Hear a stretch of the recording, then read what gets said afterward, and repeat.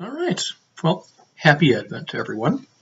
It's been a little while since I've had a post mass video commentary like this, and it's high time because, as a matter of fact, I'm very happy with the way this last Sunday Mass went. All three of them. I had Saturday night Mass at 4:30, and then two on Sunday morning.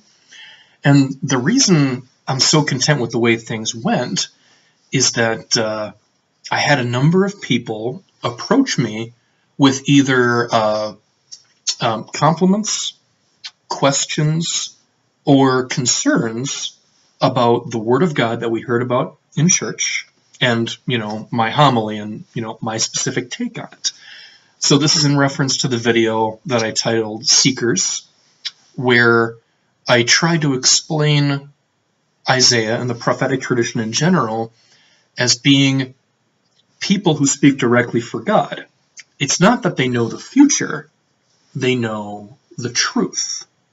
And they know the truth so well that the future is actually remarkably clear.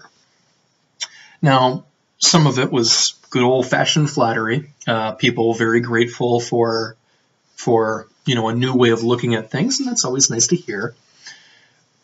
But also people that genuinely wanted to bounce ideas off of me.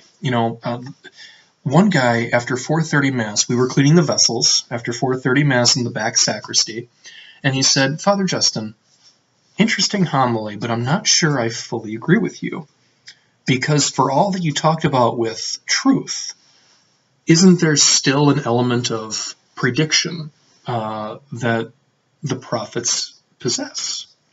And at that, I had to say, well, yes, thank you for bringing that up. That's true. And I tried to explain to him that, I have 8 minutes and change to work with on any given Sunday, and I have to be very specific about what lesson to specifically teach. And there is a ton about prophets that I would love to talk about. So it's true, they do have a certain relationship with future events.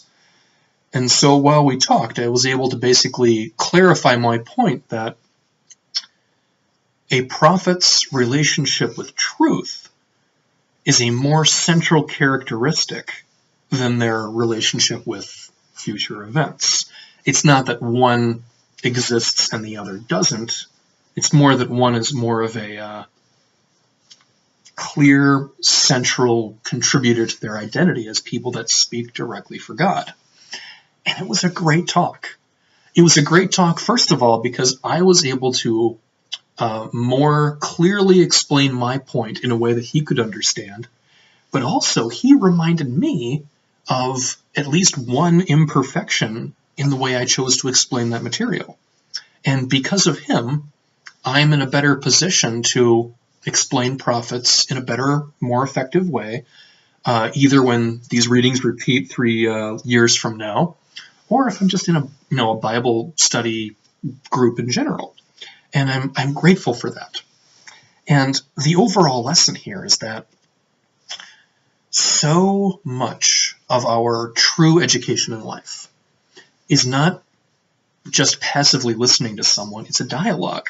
When we hear a new idea, or at least a new take on an old idea, it's meant to be discussed and wrestled with and argued about with respect, because we need that. We need to bounce our own ideas or our own understanding of an idea off of someone else and vice versa.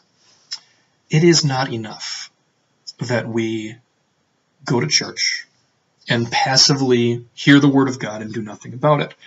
Because if we do that, which we all do here and there, it goes in one ear and out the other, and we've learned nothing. The ultimate goal, at least the way I see it, is that something about the scriptures we hear in church, something about the theme of that Mass, be it the homily or the music, the Eucharistic prayer, some of that should stay in our heads until lunchtime or dinner time, where it can be talked about, with the family or friends, for that matter. So consistent with my argument that prophets know truth, and for us to live out that office of Christ, because again, he was priest, prophet, and king. We have all three upon baptism. We have a responsibility to be seekers of truth. And that means that we shouldn't be afraid to test out new ideas and new ways of looking at things with people in our lives that we can trust and respect. And I think that is at least one way to make this a happy, joyful, and holy season of Advent. God bless you all.